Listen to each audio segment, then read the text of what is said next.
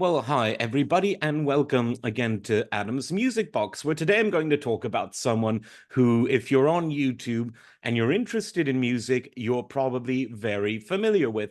And this is, of course, Rick Beato. Now, Rick, like many creative people, is many things. He's a performer. He's been in bands playing musical instruments. He was a bass player at one point, a guitarist at one point. He's also highly proficient at the keyboards and can even play the drums.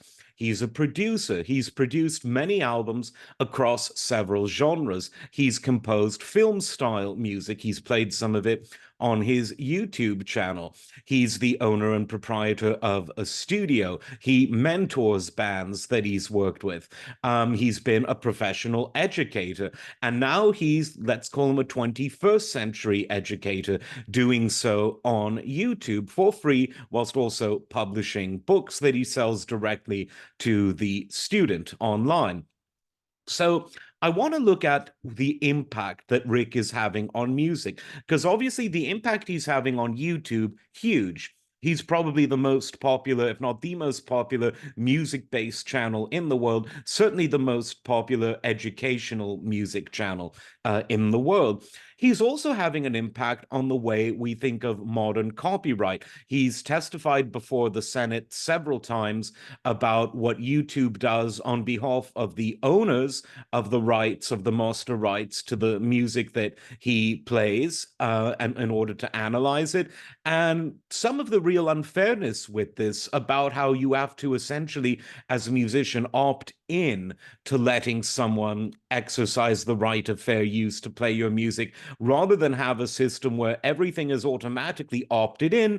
And if a musician really, really doesn't want to consider it fair use to let an educator or a commentator play a clip, then they can opt out. It's frankly an abuse of the fair use doctrine, but that's for another day. But he's definitely having a huge influence on that discussion because he's talked about it many times online. He's testified about it before major politicians. But what about his influence on music making itself? Well, judging by the number of hits that he gets, the number of views that he gets on YouTube, he's definitely having an impact on people curious about improving their musicianship. Because at the core of all of Beato's videos is the idea that you should be able to get your ear better, ear training, so that you can be on a bandstand, be on a stage, be in a studio as a hired gun, as a session musician, and know what you should play and why, based on your ability to hear things out and transpose that to a guitar, to a keyboard, etc. Now, what about people composing music? Is Rick helping a new generation of people become better writers? Well, his What Makes the Song Great series, and now he's sort of doing that as live videos, but it's the same basic concept, breaking down the chordal structure, the rhythmic structure, etc., of various songs. That's certainly going to help people to become better performers because he's taking songs that over the years have been incredibly popular, well known, and he's teaching people how to play them. And he's even giving people tips on how to play other songs by explaining the kinds of musical tropes and the kinds of theory that go into very well known songs. Now, is this having any impact on the music charts today? Judging by his videos about the top 10 Spotify, which he does every few months, the answer is no, but that's not a conclusive answer. Why? Well, there's always a gap of several years between the next overnight sensation and the current musical style. In other words, what we think happens overnight, one day this artist or this band just gets together and says, hey, guys and girls, let's just change music. It doesn't exactly work that way. New styles don't emerge like a monolith in 2001: A Space Odyssey, just mystically and magically appearing out of nowhere. There's usually several years of hard work honing a new style that's only known to the people in small clubs or other tiny venues where a group of artists is playing before it becomes something known worldwide. Consider 1961.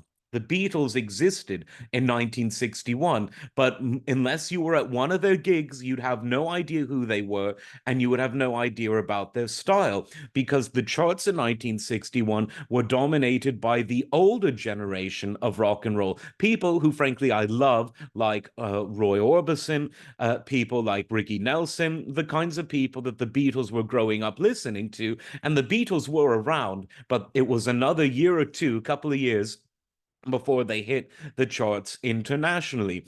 Look at the advent, and this is mainly a UK genre, but it's had influence elsewhere, and the rise of punk.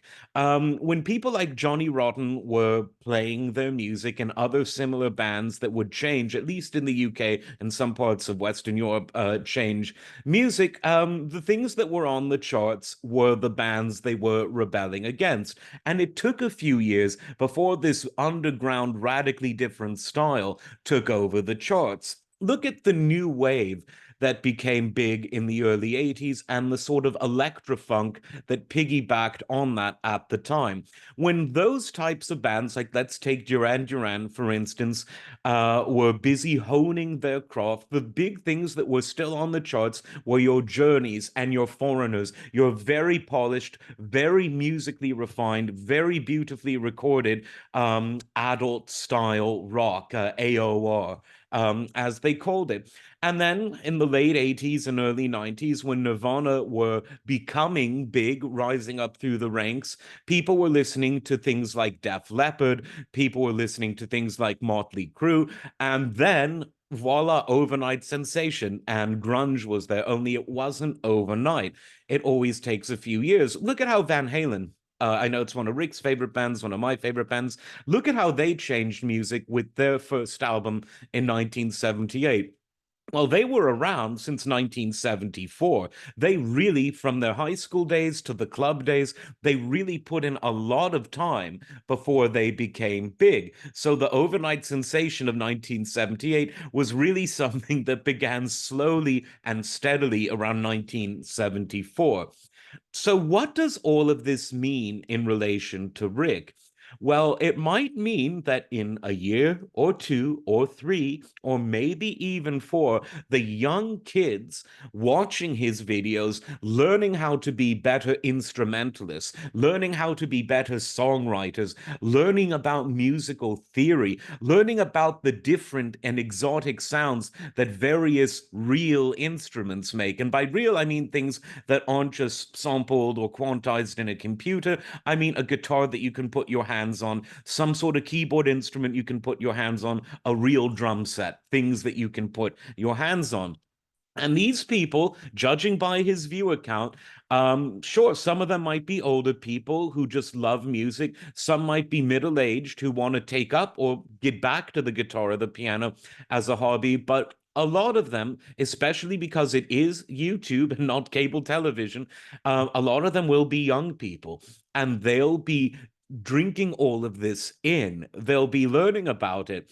And many of them, not all, but a number of them will go into music as professionals. Some might go for session work, which isn't necessarily what it used to be, but there will always be demand for it. Some might go into symphony orchestras, and some might go out there on the road and form bands, go out as solo artists, etc.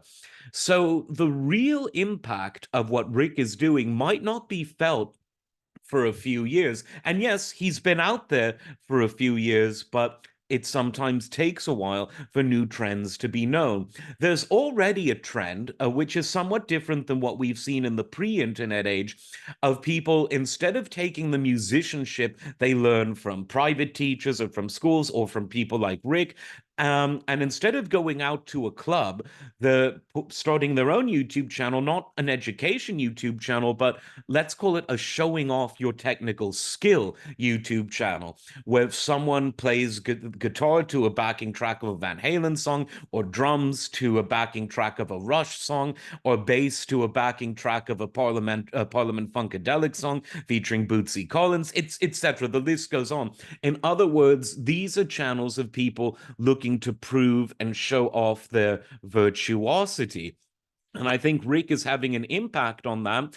And the next logical step from that is for these people to actually go out and entertain the public as professional musicians. And if this happens, it means the nature of music, the style of music will change from things that are generally based on either vocal or rap, but very little live instrumental backing, where Rick is all about the live instruments, whether as backing or as solo or as anything you could imagine.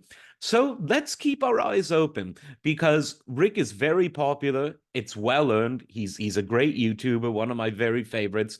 And I think that we might gradually and steadily see that what his education and music appreciation is doing will actually have an impact on the music you'll be able to see at your local music venue. Like, subscribe. See you next time. Take care.